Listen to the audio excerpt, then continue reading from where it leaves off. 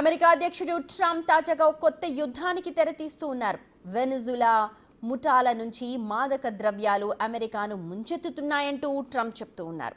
తాజాగా ఆ ముఠాలను అంతం చేసేందుకు సైనిక దళాలను రంగంలోకి దింపారు. కరేబియన్ సముద్రంలో భారీ యుద్ధ నౌకలు, జలాంతర్గాములు, అత్యాధునిక ఫైటర్ జెట్లను మోహరించింది అమెరికా.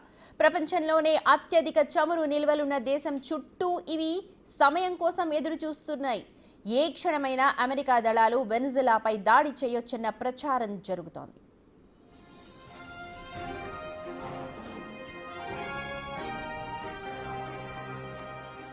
అయితే ఈ ముఠాలతో వెనిజులా అధ్యక్షుడు నికోలస్ కూడా సంబంధాలు ఉన్నాయంటూ ట్రంప్ కార్యవర్గం ఇప్పటికే తీవ్ర ఆరోపణలు చేసింది.